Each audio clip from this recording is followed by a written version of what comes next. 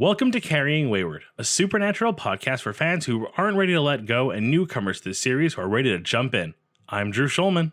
And I'm Marie Vigourou. In this episode, we're diving into Supernatural Season 4, Episode 3, In the Beginning. Let's get this show on the road.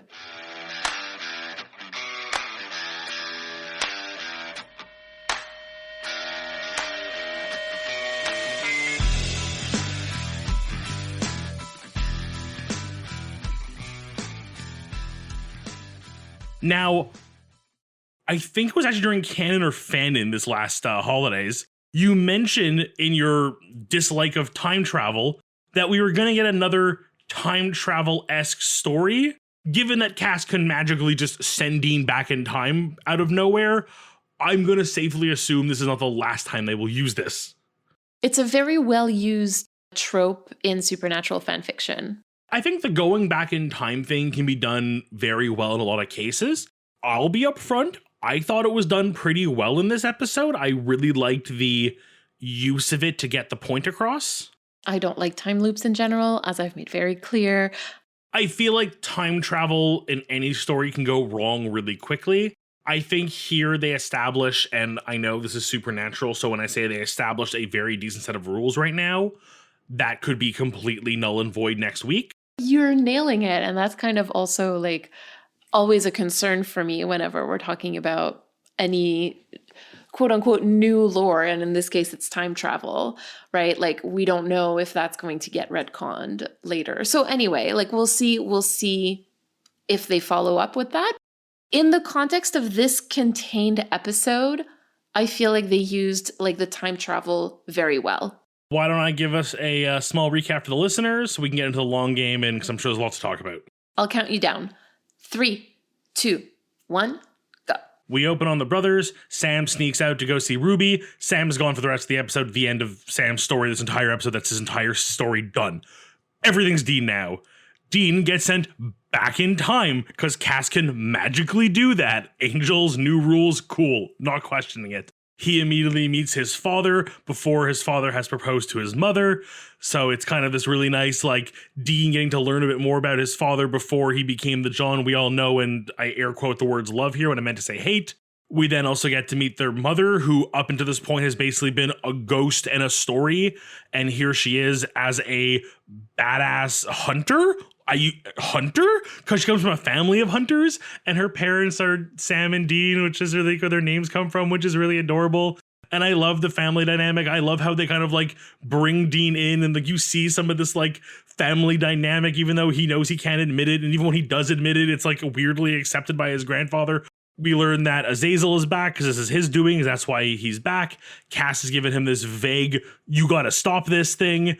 And then it turns out he can't stop it, and then he comes back to the present, and Cass is all like, you couldn't stop what happened in the past because it's already happened, but you can stop the future, which is Sam and this whole demon blood thing. Dun, dun, dun. Do we even get to see, time. Do we even get to see Sam again at the end of the episode? Does he even like come back? It literally just ends on that. Sam's not looking for you. I feel like most episodes we kind of focus on like each brother and how the episode tends to lean on one of them more than the other. Yeah, this is a Dean episode. You'd be completely right. Cass gets more screen time than Sam? Yes. I'm not complaining. I'm not picking favorites. I'm just saying. Tell me that next episode is just like a full Sam episode without Dean because this is all happening while Dean is in the past. No, I can't tell you that, but I will tell you that the next episode is a Sam episode, though. And it's a good one. This season has really grabbed me well, so I'm excited. Amazing. So let's move into the long game very quickly because we have a lot of stuff to cover today. Go for it. So the very first thing that I want to mention as part of the long game is that this episode is really particularly special for us to look at because of the prequel that's coming our way soonish. I think that they're currently in the casting stage. So like it's actually happening. It is going to like get to our TV screens at some point. And just a little bit of FYI for you, Drew, like so the prequel called The Winchesters is created by Jensen and Danielle Ackles, who have a production company called Chaos Machine. The whole point of The Winchesters is to tell the, and I quote, epic love story of John and Mary Winchester. I recall when this first got announced, I even in my little infantile fandomness of this culture and this people's fandom, I very much got the vibes that you're giving off. Don't worry, I know where we are. The reality is also that like there's going to be some very cool and fun diverse representation. So this is maybe something to look out for. It's just that, again, like if I personally had to choose about an like external story that I'd like to hear about Supernatural or like a spin-off, I really don't think that John and Mary Winchester's story would have been on the top of my list or anywhere near my list, frankly. I have a laundry list of things that I'd like to hear about, and I don't think they would have made the top 10. Is that laundry list called your AO3 bookmarks? True. We don't talk about that. Sorry, yes, continue. Exposing me like this. What is this? So anyway, this is a pretty foundational episode in many ways because it really sets the tone for John and Mary in the 70s. And technically, it should also set the tone for the Winchesters. Now, of course, like we don't really know how much of it is going to be kept, so we'll have to see. You know, again, we were talking just about how loyal to its text Supernatural can be. So I guess we'll have to see like what happens in the Winchesters with that. So as much as I probably will choose not to watch until I'm done Supernatural, so I'll be very behind, I'm assuming. At least until I have more empirical evidence from, namely, someone like you watching it first, I'm going to go into it with the assumption that maybe they find a way to do it good. And the reality also is that Jensen Ackles really does care about Supernatural. So, I mean, if anything, it'll be done with love. And I think that will translate. So we'll see. I'm really trying to keep an open mind about this. But like I said, it's not the story that I want to hear. Little side note, this is not the last time that Cass will be watching over Dean as he sleeps. You know what? I don't even doubt that. And that has nothing to do with my AO3 bookmarks. Thank you very much. Just saying. All right, so we've talked about this pretty extensively already, but angels can time travel. That's important, so let's just keep that in mind. And we learned that John was actually a kind and loving person, which is really surprising to us at that point in the story because the John that we know actually abused his children for basically a quarter of a century and left Dean for dead in season 1. I think this, if anything, just speaks to how trauma and how, you know, the shit you have to put up with can really affect you as a person. So we'll be talking about John a lot more in some episodes that are upcoming. I don't really want to get into that, but I absolutely agree with you. I think that it's a really interesting thought process to think about how did John go from this amazing person or seemingly amazing person to the John that we knew in season 1. So I absolutely agreed, but we're just not going to talk about that just yet, but just keep it in mind. Let's keep it in mind. I also, speaking of John, I want to highlight that when they're in Jay's diner, Mr. D tells John to say hello to his old man for him. And we'll have to get back to that. And even later in the episode, John says that he's a mechanic from a family of mechanics. So I just want you to keep that in mind. It seems really trivial, but I need you to remember it. I mean, he's a mechanic who's the son of a mechanic? Like, that didn't stand out to me as a thing to worry about, but now I'm very intrigued. When it becomes relevant again, I'll bring it back up. Don't worry about it. It also turns out that the reason why Dean has a 67 Chevy is Dean. For all the good they did with the whole, like, you can't rewrite the past. But that's the whole point. That's to say that, like, it's not the past. It happened already. Dean was already there in the past. The reason why the things that happened was because Dean was there. Had Dean not been brought back, none of it would have happened. This is the whole Harry Potter conundrum again. This is very much like my least favorite version of time paradoxes. The only movie I think that ever did this right was Bill and Ted, where they like legitimately say out loud, oh, right, I have to remember to go do this thing so that in the past, it's the way it has to be. Like, they literally talk it out because they realize it has to happen a certain way. I can't remember the name of the one where they meet Andy, Simon Says, and he's in, like, a Volkswagen van, and Dean is like, oh my God, this is so cool. Like, can you imagine Dean driving a Volkswagen van? In a totally, yeah, I can totally, anyway, like, there's stuff to talk about there. Mary was a hunter from a family of hunters. That somehow totally no idea, total surprise for me. Remember when I told you, I think it was in the pilot or in Home, maybe we had talked about how like, I was like, oh, this seemingly foundational moment, but that's not what actually sets it off. I feel like I was set up to understand that there was more to Mary's backstory than just she got killed and sparked this whole adventure. I don't think my money was on she comes from a family of hunters. I honestly think that was really well done, personally. Like, I think that that's very cool. The other thing about Mary that I want to talk about very briefly is that her worst nightmare was having children who would be raised as hunters. Yup. There's more to that conversation that's going to come to light once we have a little bit more information about what happens between that moment and when she dies, because there is more to that story. But yeah, I just, you can tell the pain on both of their faces when this is happening, because that Dean is just like, he knows. We also meet Samuel, who is basically the John that we knew before this episode, but just in a different font. Yeah. Well said. I don't like Samuel. Because he gives off very John energy. He really does. He really does. Like when it's like, oh, he's a hunter. Oh, yeah? What do you do? Of course, he brings up vampires. Anyway, in front of Dean. Whatever.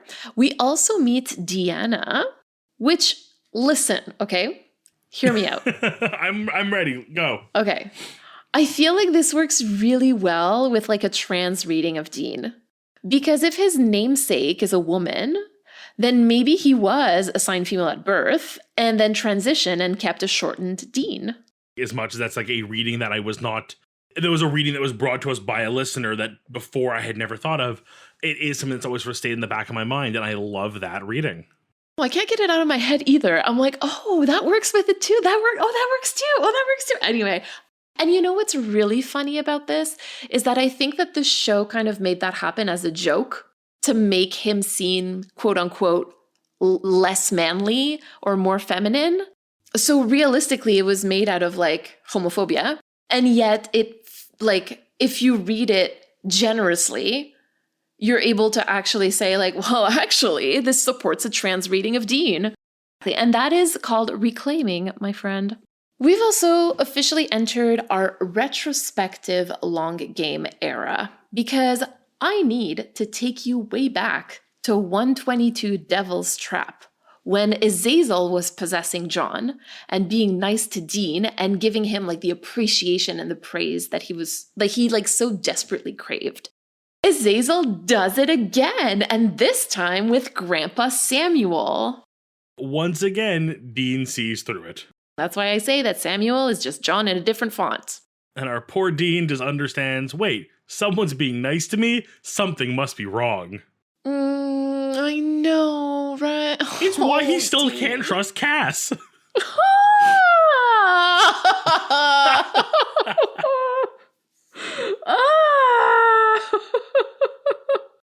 Do you also remember in 109 Home when Mary's spirit tells Sam that she's sorry? Oh. Well, this is why, just in case you were wondering, because we had a long conversation about that. You're like, what could it be? What could it be? Well, it's because the reason why he has demon blood in him is because of her deal. Thank you. I'm really glad we're doing these. That sounds sarcastic, but I legitimately mean it. I love making these connections. And like I said, I don't think I would have remembered that. I didn't remember it until you brought it up. So I'm glad I have someone like you to do this with me. But like, thanks. I hate it. Yeah, exactly. I'm like, oh, I'm sorry. Now, actually, while we're on this topic, I really want to set something up like super clearly from the get-go, because people argue with me about this all the time on social media. The Campbells didn't know about Azazel. They didn't know that he wasn't a regular demon that you sell your soul to, and neither did Dean, actually. So when Mary made the deal, she didn't know exactly what Azazel was going to do. Like, I think the only reason she accepts the deal is because she doesn't have the information that Dean got maybe 20 seconds earlier. We'll talk about that a little bit later, because people are like, oh, well, she should have known. I'm like, well, how was she supposed to know? Is she a mind reader? And I also want to highlight the fact that Dean finds out about the demon blood in this episode, but he doesn't know that Sam knows. My brain hadn't had a chance to process that yet because there was so many things to look at. But like I had officially like checkbox, Dean now knows this thing. But it's true, there's no way for him to go, well, Sam never told me that he had demon blood when he was a baby. Because they haven't talked about it yet. Sam hasn't been in the episode yet, but 100%. Let's stay on the lookout. Maybe next episode we'll find out about that. oh, I'm waiting for that angry conversation in Baby next time they're on a drive. So much angst. Oh my God. All right, let's drive into story time. How about that? I love it. Let's go. As we've been doing over the past couple of weeks, we're going to identify what the biggest choice that Sam and Dean make in this episode that really explores the theme of this week. And since so much of the episode revolves around Dean, how about we start with Sam? I've got a sentence we can say about Sam who appeared in this episode for less time than it took me to explain this sentence. The only thing you can really take away from Sam in this episode, like I'm sure we can discuss more, but at least from my viewing, all I really got was he's still willing to hide what he's doing from Dean, meaning he knows what he's doing is not right. I say with air quotes because I still don't know if it's right or wrong. I'm assuming because it's demon aligned, it's wrong in the cosmic scale, but he is that very hero-y complex of being the main character. He thinks what he's doing is justified, but he still knows that he has to do it in secret. But he has just got this like desperation to solve all of the problems because he is the main character and that's what he has to do.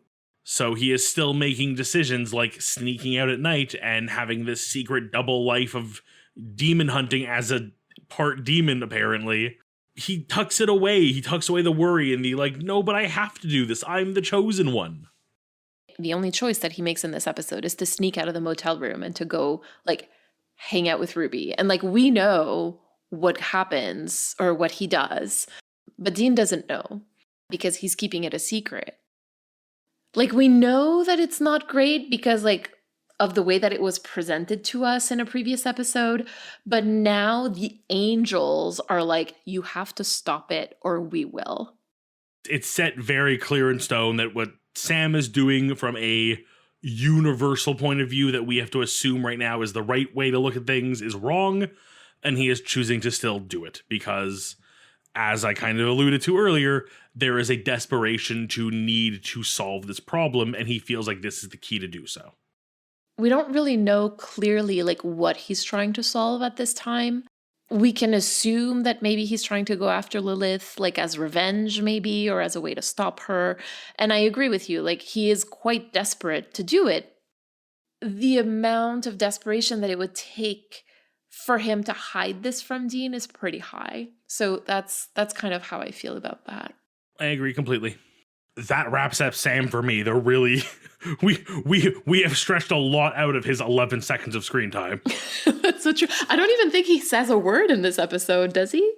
He gets up, he looks at Dean, he leaves, and we assume he drives away. Do we even see him get into a car?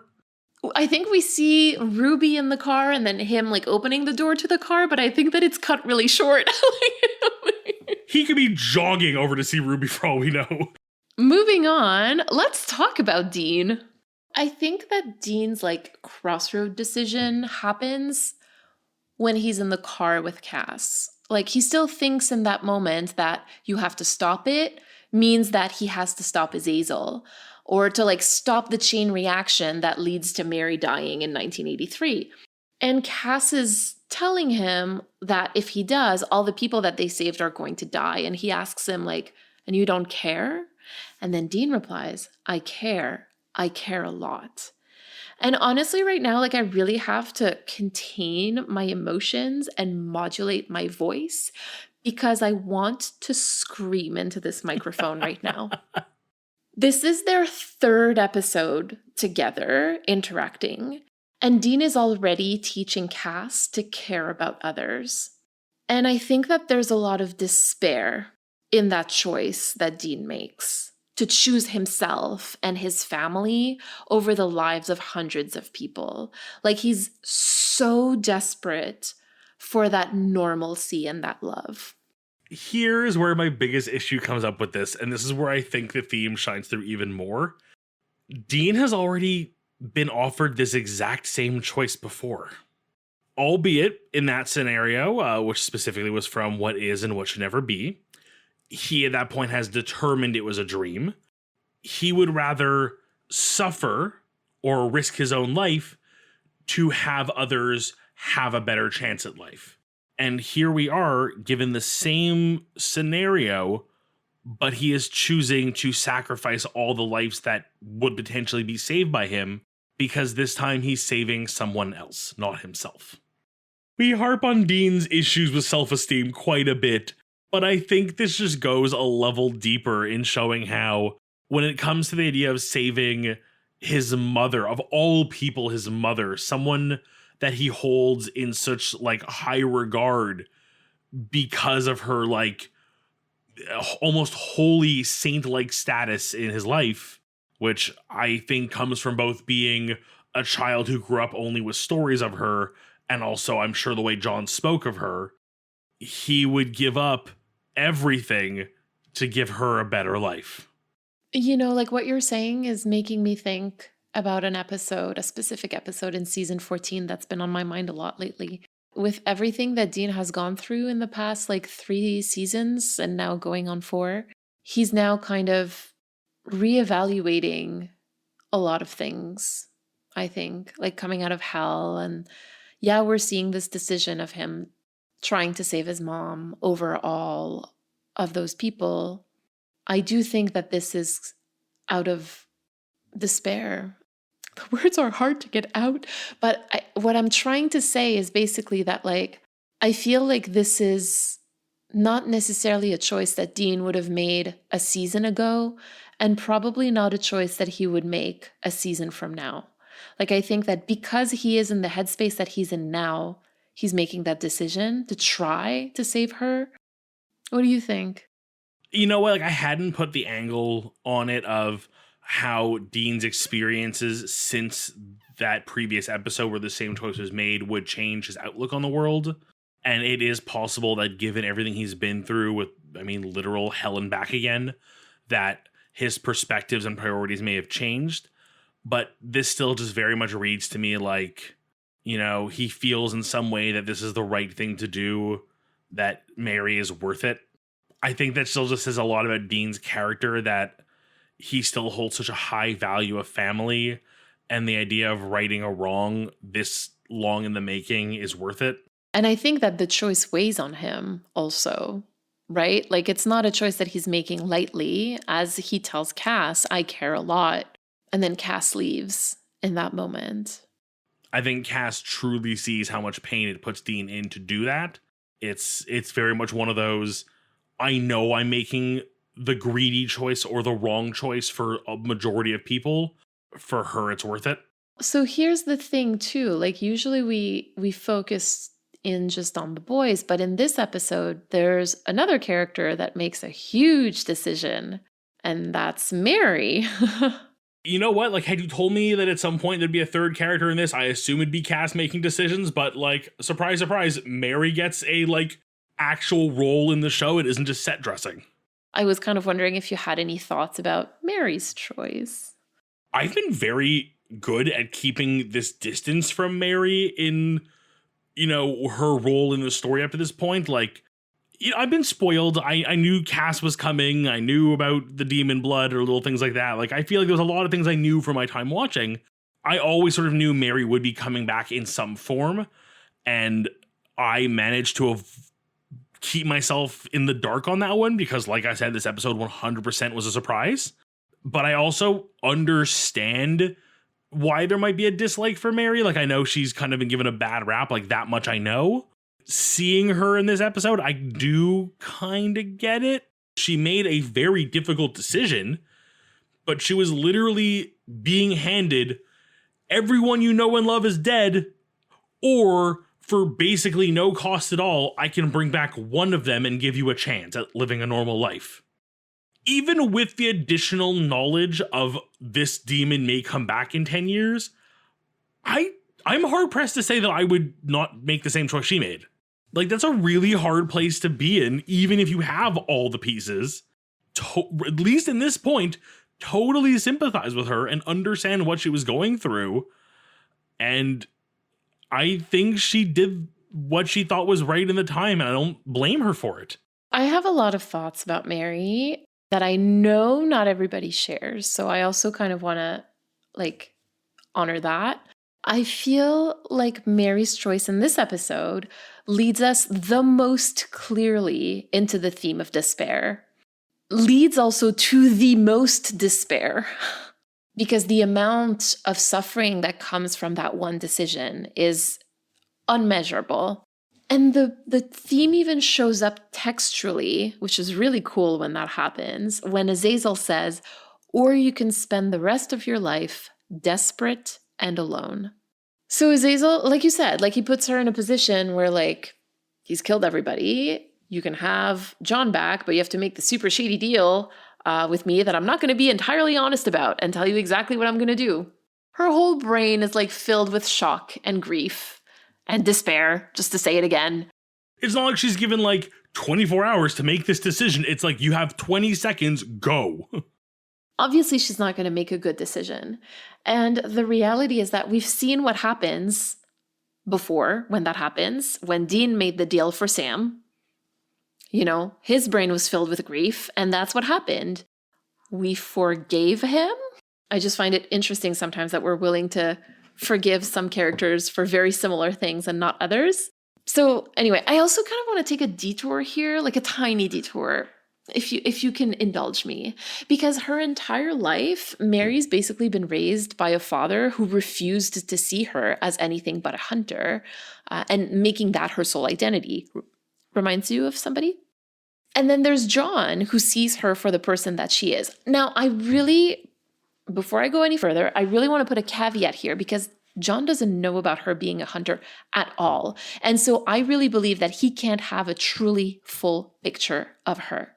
What he sees is what she allows him to see. And until now, she doesn't allow him to see the part of her that's a hunter, that want to escape the hunting life. We've seen that with Sam, who runs off to Stanford. So all of the things that she did are things that the boys have done in their own lives as well. The family lineage is strong in this one. Oh, goodness. Yes. And I think that there's also something really important here too, because by not knowing the mistakes that she made, the boys made the same mistakes too. It's only from understanding the mistakes that our parents have made that we won't be repeating those mistakes. Even in the way that we parent our own children, eventually, if that's something we want to do. That's what people talk about when they talk about breaking the cycle. It's not repeating those things. And yet, in this case, because she never got to tell them her story, or because they never got to see her story, they're making the same mistakes that she made. It's special to see that kind of strong family connection, even if it isn't a very positive one. It just makes you think about all the what ifs and I don't know. Because now, do you understand my deal from season 1 when I'm what if Mary had lived and John had died? She would have found Azazel. That is a whole new perspective on this one. Damn. 3 weeks, Azazel would have been dead. All I'm saying. I rest my case. 3 weeks, you're giving Azazel a lot of credit there. I give him a 3 days. Is there anything else you want to add about this? No, that covers everything I really had for our 3 main players. 3 or 2.5 main players this week. I love that the tallest one counts only for a half this episode. And I'm being generous when I say half. I know. There's one last thing that I want to talk about in story time here before we move on. You know who doesn't actually get a choice in this episode? John. Oh yeah, he's passive as all hell this episode. He's never given a chance to really understand the complete situation in any part of the episode, because Mary never tells him who she is or what's happening. And I just think that starting a life together on a half-truth is not setting yourself up for success. And if anything, that is the thing that I have beef with Mary for. I really think that moment there where she's speaking to him about like, just take me away from this, as much as I understand how scary it might be to try to then explain why that is, I think you owe it to him. And I mean, like, we've seen that in other like stories where like not telling the truth will always bite you in the ass. And like, I'm thinking specifically, and I don't know why this is the example that's coming, but like Lady Edith Crawley in Downton Abbey, when she doesn't tell like her boyfriend, like future husband, that, you know, who Marigold really is. Consequences to lying to a future spouse. Also, the reason why this bothers me the most is because it's done consciously. Yes, it's done out of fear, but it's done consciously, whereas the rest, she didn't have a full picture. And I'm willing to say, you know what, I understand. This I have a lot more trouble with on a personal level. Like, you don't lie to a future spouse. Like, not about something like that. You can lie to them about, oh, your hair's really cute, but like, you can't lie to them about like who you are. It's like the whole, like, I know it's kind of like a rough area, but there's like a white lie and then there's a downright lie. So that's the only thing I had left. Well, with all that, I'm ready to head over to Critical Time. So am I. Who was behind this episode? Jeremy Carver wrote it. And just as a quick refresher, because we've only seen him in season 3, he wrote Sin City with Robert Singer. He wrote A Very Supernatural Christmas, as well as Mystery Spot with Emily McLaughlin and Long Distance Call. The episode was directed by Steve Boyum. Is this Steve's first directorial debut in the series? Oh, no. He's directed a bunch of other ones. Well, I think we do have to go to the more important part, which is I feel like I need like a weather segment here of like the Jeremy Carver forecast. Because we're playing this game again. Sin City I couldn't stand. Supernatural Christmas was great. Mystery Spot was a masterpiece. Then we went back down to Long Distance Call being as bad as Sin City. And here we are with another amazing episode that I would say, yeah, on par with A Very Supernatural Christmas. Which means that his next one, I'm expecting Mystery Spot levels out of, which is a high hope, which as much as I say it aloud, I don't assume will be the case. I'm just setting myself for failure here, but I'll be very curious to watch this trend continue. Can we say that there's an 80% chance of greatness on the next episode? Yes, there's an 80% chance of greatness in Carver's next writing project. Back to you in the studio, Mary. Well, Drew, I'm going to throw it right back at you with your lore of the week. The world was not better before me. Sure, people did as they were told. People were punished by God if they didn't. But ultimately, they were kind of just slaves. I just wanted to give them more. Think of me like a teacher. People were already corrupt. It's not my fault they took my teachings of, metalworking and blacksmithing to do worse or better, I guess. It depends on your standards. And teaching people to make themselves look how they want was a bad thing somehow. So, someone wishes to accentuate their eyes with makeup or wear a pretty necklace for a special occasion, and some man loses his cool out of sheer horniness. But oh no, it's her fault for looking that way, which somehow makes it my fault for giving her the tools to make herself look the way she wanted to. Anyways, Raphael, you really have nothing to say. You're gonna let me sit here and blabber like this? Fine. Make me your scapegoat. Clearly, I'm the reason for all of the evil that God can't control in his perfect little world. What next? You gonna throw me away and just hope everything gets fixed? Azazel, while I do not know what his plans were or may still be in Supernatural, his origins in the Dead Sea Scrolls, which predate both Hebrew and Christian texts that do describe him, where in the Dead Sea Scrolls he is an angel cast out of heaven and partnering with demons to teach humans the arts of warfare, of making swords, knives, and shields, and coats of mail, and I'm putting this in quotations because I hate the wording that was chosen for this, and taught women the art of deception by ornamenting the body, dyeing the hair, and painting the face and the eyebrows. After the Dead Sea Scrolls, he is seen both in Christian mythology and Jewish mythology as almost a scapegoat. It's almost like the name Azazel is no longer assigned to a character, but is used in reference to a offering or a sacrifice of a goat to God in place of sin. This is really interesting. I feel like I've set a trap for you in a way where I'm like, here is the Azazel as painted by my interpretation from my understanding of him as a character, as like he came to Earth to teach humans things and then was blamed for humans' wrongdoing when they used his tools to do more wrongdoing, which I think makes him more sympathetic than I should have made him, which makes me now really curious for what his plans are/were in the show and whether I may have been inadvertently hinting at something here. So I don't know what to do with this information. The whole point of season 3 originally was to set up the war between humankind and demonkind. So I think in that sense, the choice of Azazel made a lot of sense.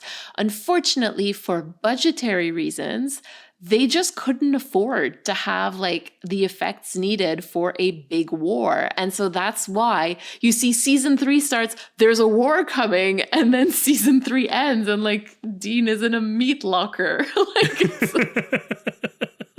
They're in a suburban neighborhood with like a demon girl, you know? So I think that choice in that respect made a lot of sense. And I'm also like, it strikes me that he was a fallen angel. Because anyway, we're going to hear a little bit more about Azazel at some point, like much later on in the series.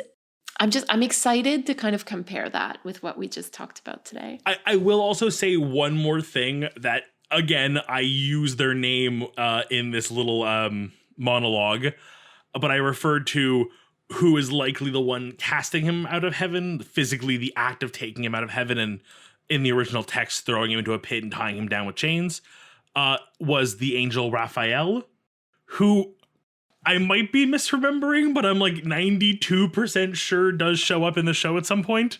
He does. I mean, you know, so I'm going to tell you, yes, he does. That's not even like you confirmed it. It was like, I know he does. I just don't know if it's like this season or like season 12.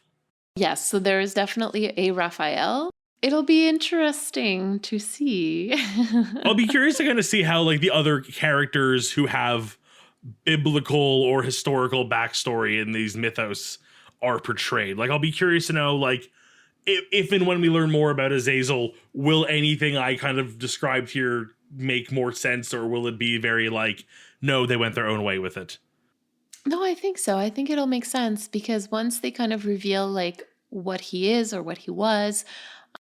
Would you have anything to share with us in Critical Time this week? I really want to talk about that moment when Dean wakes up and Cass is sitting on the bed. I am not surprised you do, but please go on. Yeah, surprise, surprise. So there's a video of Misha Collins at a convention, and we're going to be linking that link in the show notes, where he explains how that placement or that choreography or, you know, like that setup came about. Because originally it was supposed to be a little bit different. And then Misha was like, well, Cass could just be sitting on the bed and then Dean wakes up. So they started going ahead with that and planning that. And then Kim Manners, who was a producer, he's directed a few of the episodes, as you can remember. So Kim Manners heard about this and like made a phone call and said, like, you can't do that. That's too gay. Ugh. Now, in everyone's defense, this version did go ahead. They shot it. They kept it. It was, and they published it, right? Like it's the final quote unquote version. It is now the canon of Supernatural that this happens. So I'm not mad per se, but I am disappointed. But seriously, like what this little tiny bit of information tells us is that the production team was very concerned about what could be perceived as gay or too gay. Second is that there was a sense in the creative team that there was an intimacy between Dean and Cass. And that scene and the discussions around it really show that to me.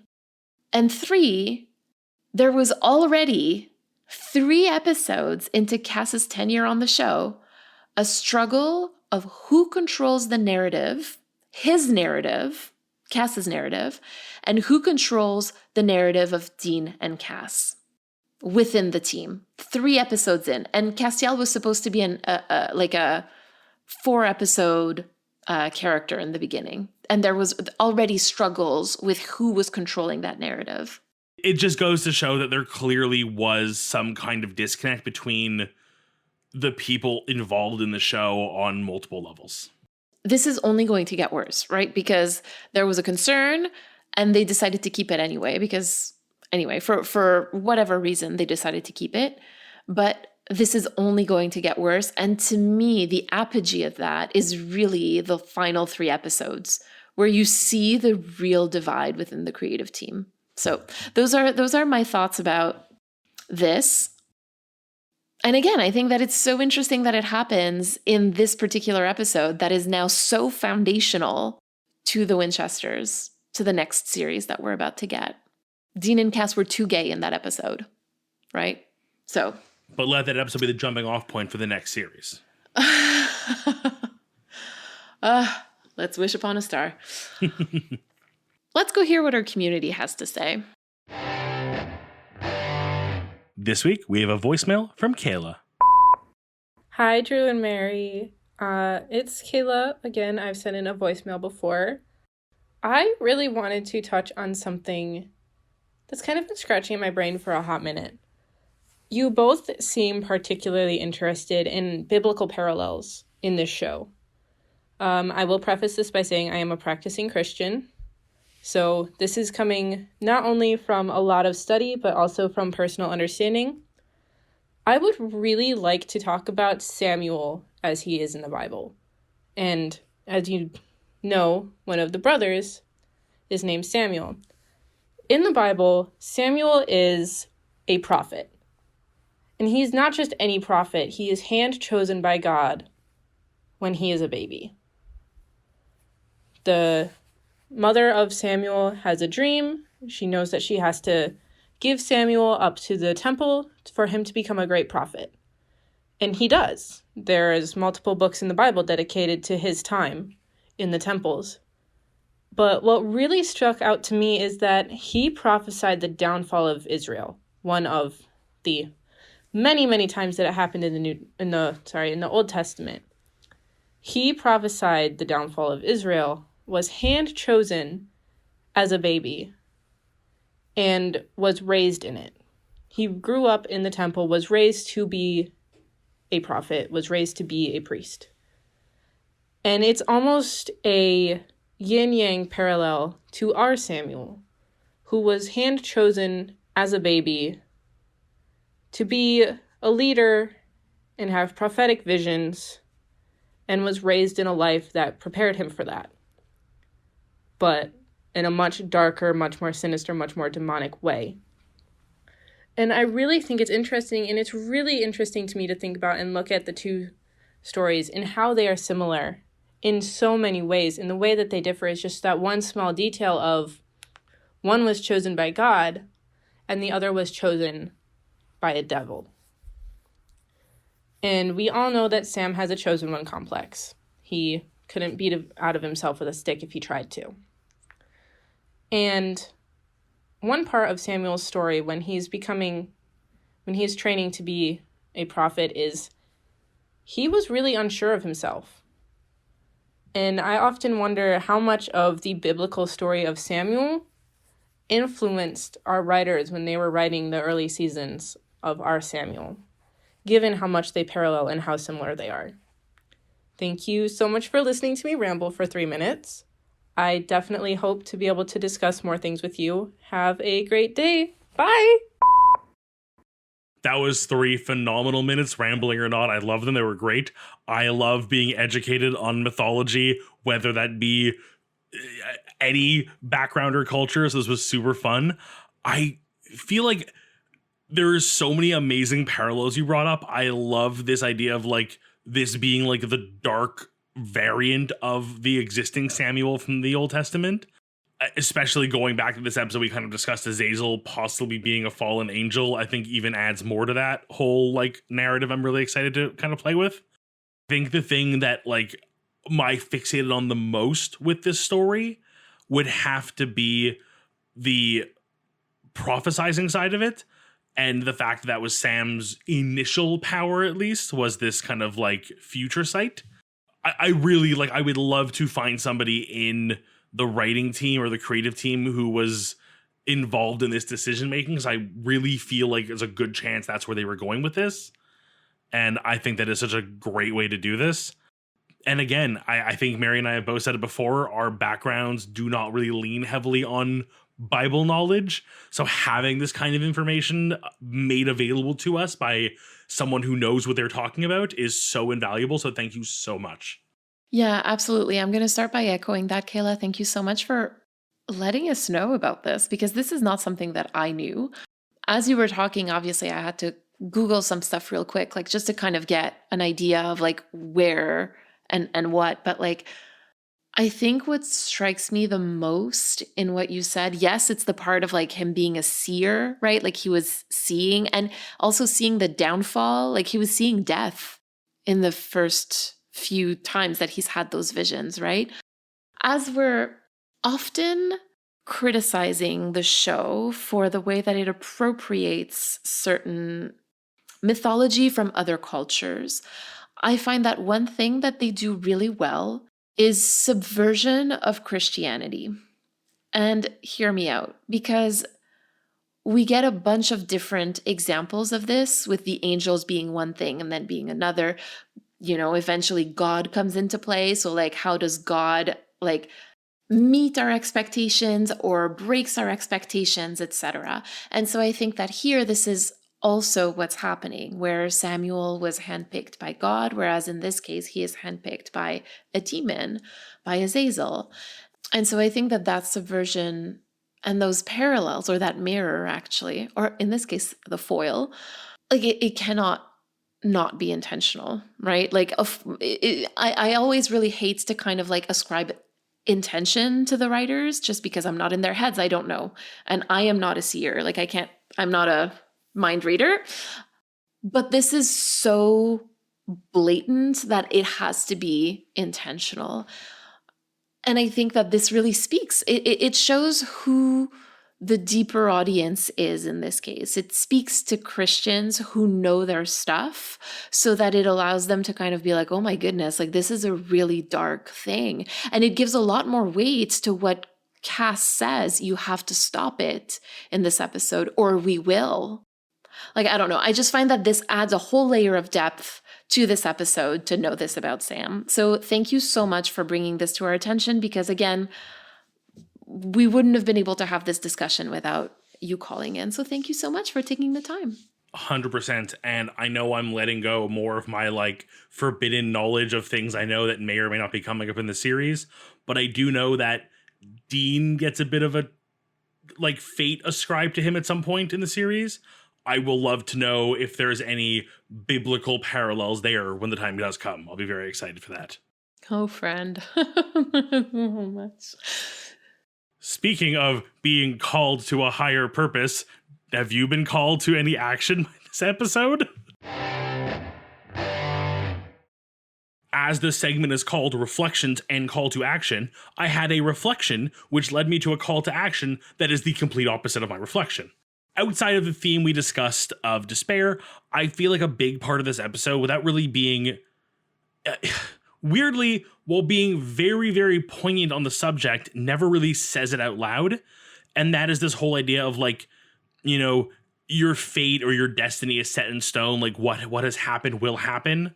And that kind of leads the whole idea of like, well, free choice versus fate. Like, how does that work? And I just feel like outside of a show, that just seems like an excuse for inaction. Kind of this pessimistic view of, well, things are going to happen the way things are going to happen, so whether or not I do them, it doesn't matter. Like, that just seems lazy. With that reflection in mind, my call to action is the opposite, which is you can't dwell on what's happened. What has happened has been set in stone because time works in that way. All you can do is learn from it, grow from it, and move forward. And by that same extent, unlike Sam, you are not a prophet. You can't see the future. Most listeners, I'm assuming, if you can, please get in touch. We can talk a lot of numbers. We are, for the most part, all just human and have to live with the choices we have made and learn to move forward with the choices we can make. My call to action, to simplify, is just the past is the past, but the future is yours to make with what you wish. Yeah. I Did mine make yours even more difficult? Well, yeah, because now I want to like talk about yours. And I'm just going to say this because I agree with you that to a certain degree we all have power over our lives, and I think that that's very important to kind of like step into that power. But I also want to acknowledge that there are a lot of cases where so much in our lives is dictated by things that we can't control. And so I'm always reluctant to say, like, you can do whatever you want, because that's just not true. Like, there's a lot of things that I wish I could do that I cannot do. Those are because of factors that are external to me. Like, I cannot control the housing market, and therefore I can't purchase a home, right? Like, those are things that are structural that I cannot change. And so just to kind of like add that little caveat there, that's all. While I may have been a little more general and vague and getting to the specifics, you are 100% right. And I think for a myriad of reasons, it's important to remember that there are things external to us. But I think in those moments, it's still important to reflect on the things that you can control within your limits. Yeah, exactly. And knowing the difference between the two absolutely. There you go. Like the serenity prayer, basically. Mine it's going to be very simple. Don't lie to your future spouse. Spot on. I am cheering you. I'm doing the jazz hand clapping silently gesture. Yes. And what led me to this, frankly, is just that, you know, this whole like you have to stop it, etc. And like just because they didn't stop it there, I feel like another way to have stopped it would have or to have like maybe avoided Mary's death would have been for Mary to share that information with John, so that they could have both been prepared for that day.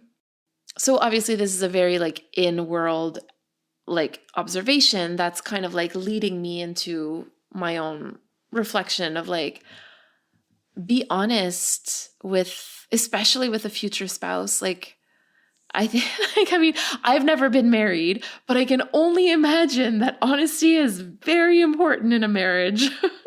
As a married man, I will say I have definitely faced that exact problem in some very... Are demons after you? No, the lying to your spouse part. I have definitely been in moments in my life where I have not been completely transparent with my wife, and it has ultimately things have worked out. So I can look back now and be like, you know what, I'm better for it, and it's taught me a lot. But like in the moment, there is no shittier feeling. Thank you for sharing that. It kind of illustrates my point really nicely.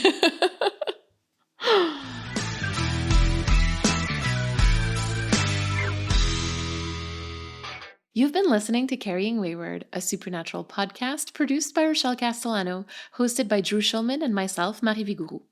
Thank you to our bunker patrons, Katira, Michelle, and Elle, for their generous support. This week, we'd like to thank Kayla for her message. Help us keep the conversation going. You can send us a 3-minute voice recording at carryingwayward@gmail.com. Follow us on Twitter, Instagram, TikTok, and YouTube using @carryingwayward. And leave us a rating and review on your podcast service of choice. And don't forget to join Patreon for perks and extra content. You can use the link in all of our social media bios or go directly to patreon.com/carryingwayward. Carry on, our wayward friends. Mwah, mwah. I like forgot to take a breath in the middle of it. No, it's okay. I forgot to take a breath in the middle, so I was like running out of air, and I'm like, 2, 1, breathing.